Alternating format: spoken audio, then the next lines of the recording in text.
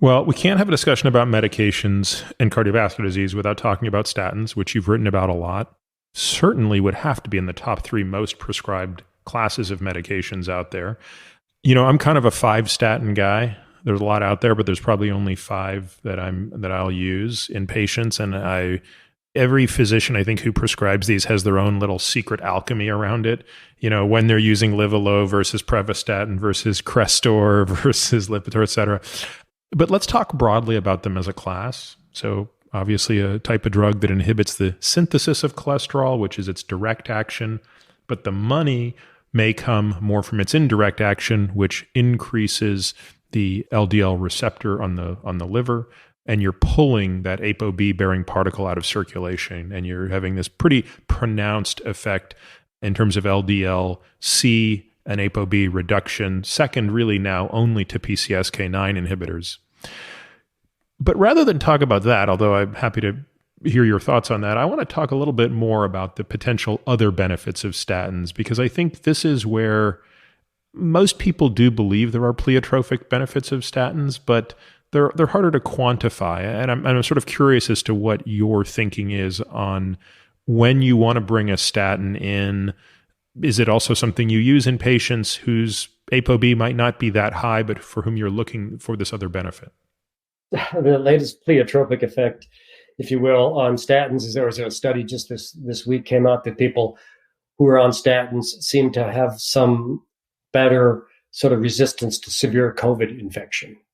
And it may be that, the people that get a lot of inflammation are the ones who are more likely to have a bad outcome with the COVID infection. But in any event, they do have anti-inflammatory effects, and we use them a lot. And I'm always arguing with my patients about statins. And, they'll say, have you read about these things on the internet? These are and I've pointed out to them, in the history of science, in the history of medicine and randomized trials, there's never been a class of medications that have been so thoroughly tested in gold standard randomized placebo-controlled trials lasting up to years. There's like 500,000, 500,000 people in various randomized trials showing that if you have heart disease, or especially if you've had a cardiovascular event, they will help improve your prognosis. They reduce MI, stroke, cardiovascular death, probably all-cause mortality in high-risk people.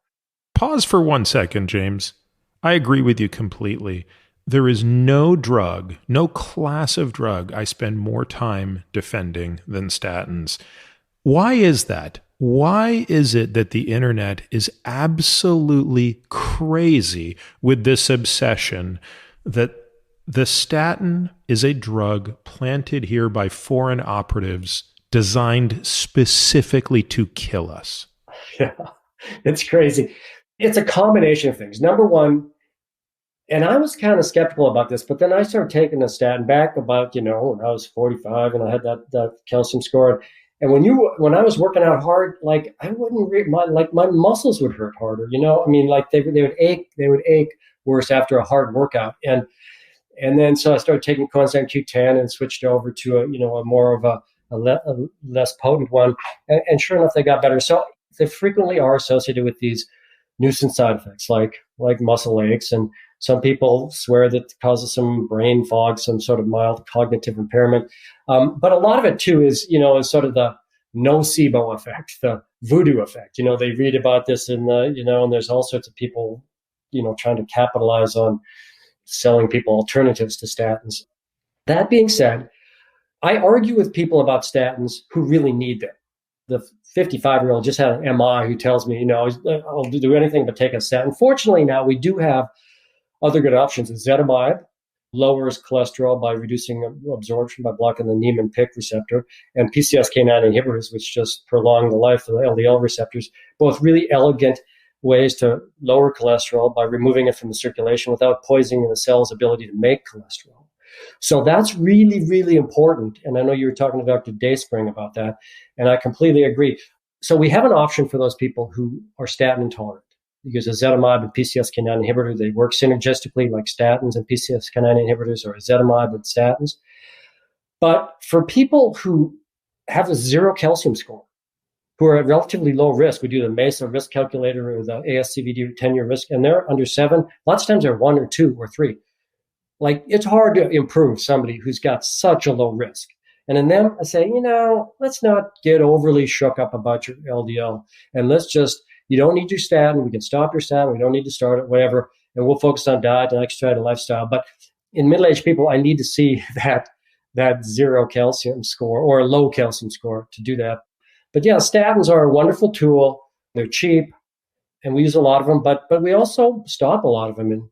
And I think I'd be fascinated to hear this. I've thought about writing a paper on this topic because there's nothing out there in literature, but you kind of touched on it on one of your sessions. I think it was with Tom Dayspring, that to the extent that statins do sort of impair a cell's ability to make cholesterol, it does that not only in the liver that makes most of the cholesterol, but it does that in the brain. And people say, it doesn't matter about getting cholesterol too low because if your brain makes its own cholesterol, if it needs it, if it's not poisoned, the HMG isn't poisoned by the statin. But if it is, that gets into the brain and it can't make its own cholesterol. And when you look at demented people, they have lipid depleted brains. This shrunken brain. I mean, there's good studies showing that omega-3 helps to keep your brain plump, a high omega-3 diet. And for that same reason, I have some sense that we might be better off using non-statin approaches to lowering cholesterol, like PCSK9 inhibitors, omega-3, ezetimibe, a good diet, in other people, that if we want to maximize sort of cognition and reduce Alzheimer's disease down the road. Tom, of course, works very closely with us in our practice, and that's absolutely been our approach, which of course puts us at odds with many of the people that are in the very strong pro-heart camp, very organ-specific camp. We look at two markers of cholesterol synthesis, desmosterol and lithosterol.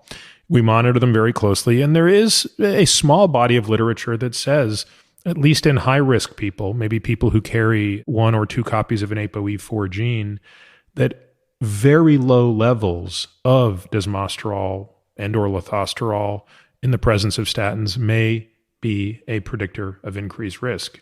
And we just, in that situation, based on all the reasons you've laid out, play to the precautionary principle.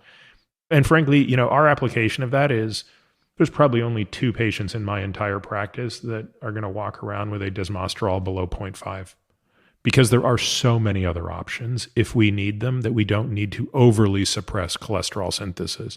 So only in the most high-risk cases of cardiovascular disease, when we have no real other options, then we do this. But otherwise, you're right. I mean, we're incredibly liberal with the use of Zetia, and I think physicians are becoming more liberal with that, which I think is great.